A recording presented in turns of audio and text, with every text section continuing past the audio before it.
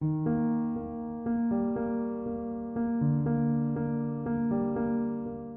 was playing a bit of tennis, so I thought I had pulled a muscle in my arm. I just had done something, and I just kept on wanting to just pull my arm just to stretch it out.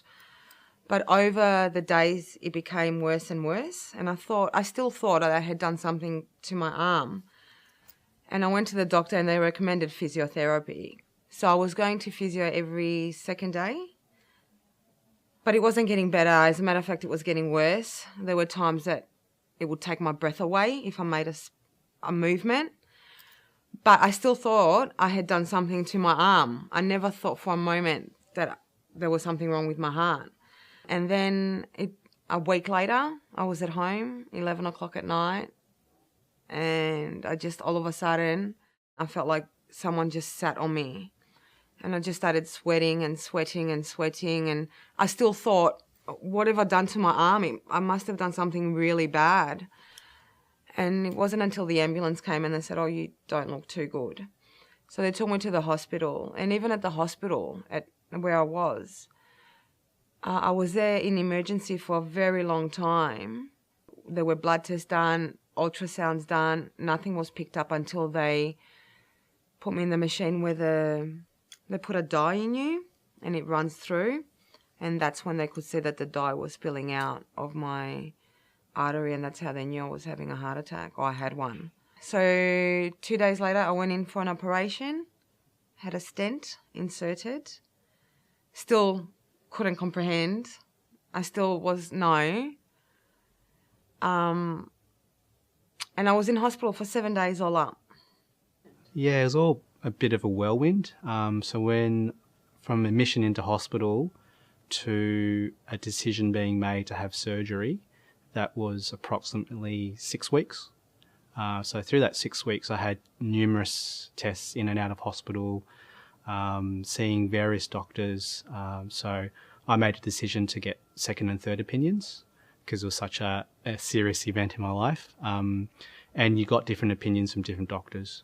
Eventually, I think what served me well was listening to my heart and gut feeling as to which doctor and which advice I was going to take. So I had open heart double bypass surgery, whereby they basically bypassed two of my arteries. They used two mammary glands to create a bypass around the diseased portion of my arteries. I had my first surgery when I was 4.5. I don't really have any recollection of before that, but I'm told that my energy levels basically decreased as the years went on before the surgery. And then after that, I was monitored annually, and I would have, echocardiograms, ECGs, stress tests, so exercise tests, X-rays, and then the chances of me needing a further surgery, the percentage chance sort of increased every time I had an appointment. So about 4 years ago, I found out that I needed, for certain, before I had kids, to have a second open heart surgery to replace a pulmonary valve. And they told me that with great certainty it had to be done in the next couple of years, and it was really dependent on when I would want to start having a family. So I had my operation 2 years ago with a porcine valve, which is a pig valve. When I was 16, I went along to camp, which my mother didn't actually want me to go. She said, no, I don't think it'll be good for you. You're going to camp outside in the cold, this and that, which was another thing that, we had to be careful of. But all my friends were going, so I kind of, talked my mum into it. And I went on camp for 3 days. We went canoeing, and it just poured down rain for the whole time, which then led to us coming back, and my heart was beating at a rapid rate, much more than it usually is. I wasn't sure what it was, to be honest, because it was the first time that I felt that. So I just thought I was coming down with a cold and I was a bit sick. So I left it for at least a week or two. But yeah, I was beating that fast. And then after 2 weeks, I said, no, well, something's not right. So I, let my mum know, and obviously we went down to the doctors and they did a few checkups and that, and realised, my heart's beating at a rapid rhythm. And they were supposed to put me to sleep for one night and then shock it back into rhythm, and then it would just stay at its current rhythm, which they did that successfully. But then they gave me some medication which I had an allergic reaction to, and then that happened to put me into cardiac arrest that night. Probably about a week and a half later, I woke up on the Wednesday, thinking that it was the Tuesday, that it was the Wednesday the next day, because I was only supposed to be in hospital for 24 hours, but really it had been a whole week. Once they told me, obviously I was out for about a week and a few days. I was a bit shocked, but luckily I, came through. I just finished my exams that you do when you're around 16 years old, and I was studying to head off to uni, and we'd found the anomaly a few months earlier, and I was on the waiting list to have surgery. And then when it came about at the time, I remember specifically asking the cardiologist and the surgeon not to tell me any details. So my family were all aware of exactly what was happening, but I kind of just said I'd rather just deal with it when it happens. So I didn't know I didn't really understand that I was having open heart surgery and that I was going to have this big scar and that they were going to go all the way through all my ribs, and it was a pretty major thing. I just thought, I'll be right, I'll get through it. And then, so I went up to had the surgery, and luckily I managed to watch the last half of England win the Rugby World Cup just before I went down. So that was amazing. And then, I just woke up, I remember feeling a little bit groggy in intensive care. Just slowly, it took me a couple of days to come around. And I was very, very sore, and I had the big wound there, but I didn't see the wound for quite a few days until they had the dressing changed, and I remember being really surprised by the size of it. When at the time I didn't expect it to be such a large scar or understand the nature of the surgery. The results I got from the surgery were amazing. When my cardiologist said that you're going to need heart surgery, you're going to need to meet with this surgeon that specialises in congenital heart defects, that was a little bit full on as well. It's like I've done research with science degree, and I usually research everything, and this was one thing that Ross was like, don't look into it too much. Mel would ask me to read stuff or articles, and I'd read them and go, it's going to be fine, 100% success rate, and everything's going to be great. She's like, that's good. So they had to redirect to my upper pulmonary veins. So both of them were connected. Well, they'd formed incorrectly, so they totally weren't in the right spot. And then I was getting my oxygenated blood was coming back through, which was causing the right side of the heart to enlarge quite moderately. So they had to correct that. So, I do have the surgical report, which is quite in-depth.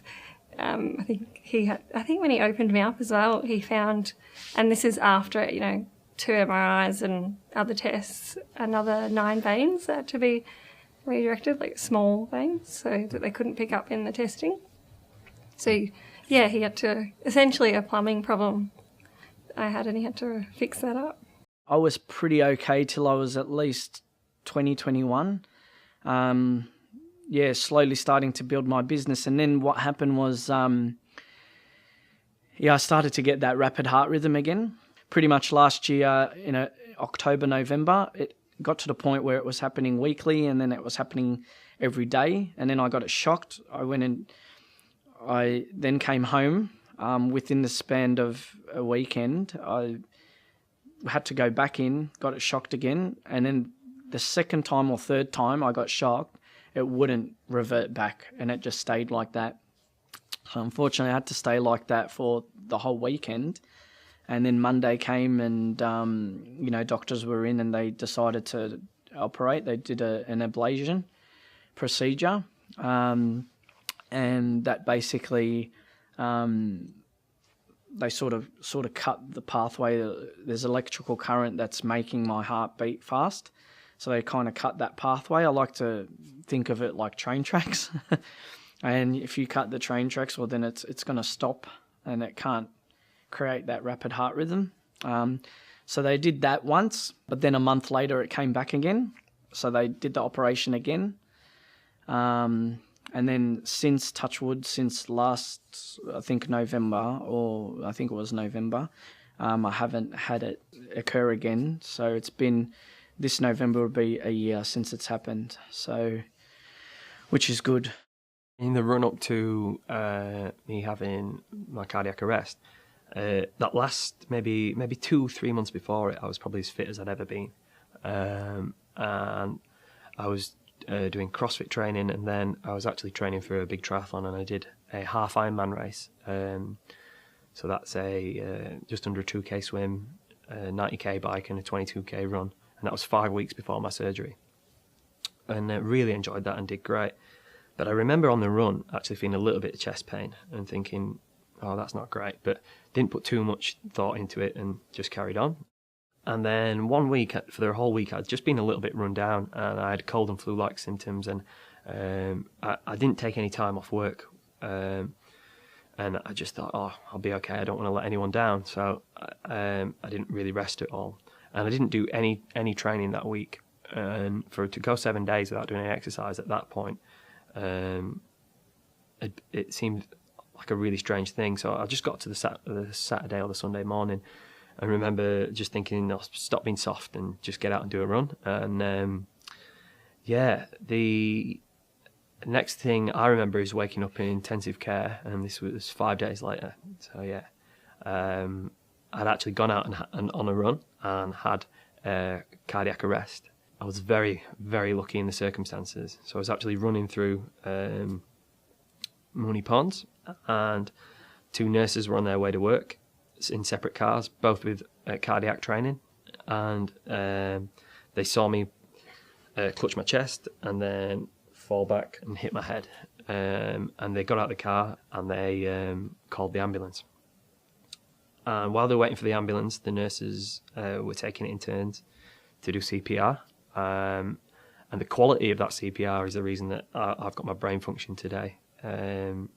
Because there's loads of studies that show if one person's doing CPR over a long period of time, the quality of compressions actually decreases. And if you do that, I could not have my mental function today. The fact that they kept the blood pumping to my brain for such a long period of time until the ambulance got there is unbelievable.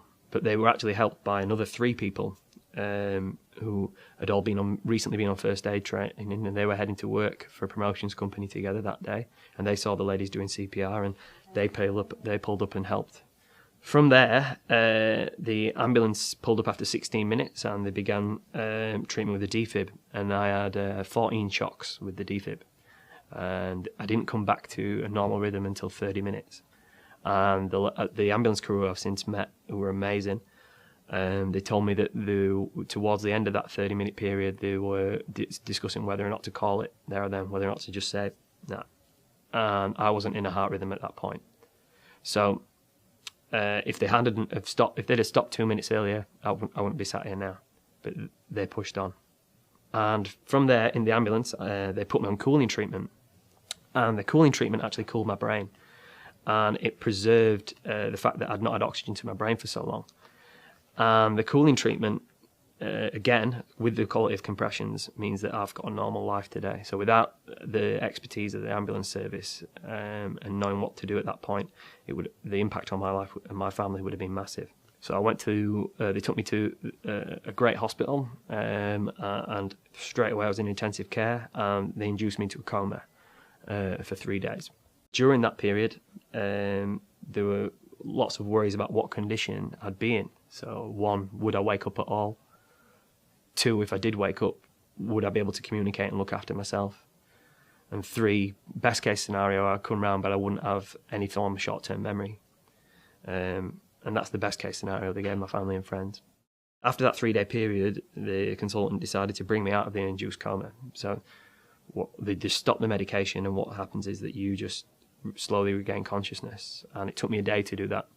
During that whole period, I couldn't remember anything that was happening. I kept saying hello to everybody when they came in the room, and I didn't have a memory longer than a couple of minutes, and they thought that was going to be life for me. But then slowly over that week, things just got better with my memory. I'm still working on it now, and they're not great, but they're way better than what they were at that point. So during that week in hospital, I was just I moved from ward to ward as I progressively got better. So from intensive care to cardiac care unit, and then to generic ward. And I was really euphoric at that point once I realised what had happened and that I was okay. I was very tired and scared, but I was just happy to be there, you know. And then towards the end of that week, it became apparent that I was going to have an internal defibrillator. So I went and had the defibrillator put in. So that's just a small incision under the shoulder there, and it's just a tiny device that they put in there with a lead into your heart, into the right chamber of your heart. So that stimulates my heart if I actually go into another arrest again, or if I go slightly out of rhythm, it'll give a small electric current to pace it back into a normal rhythm.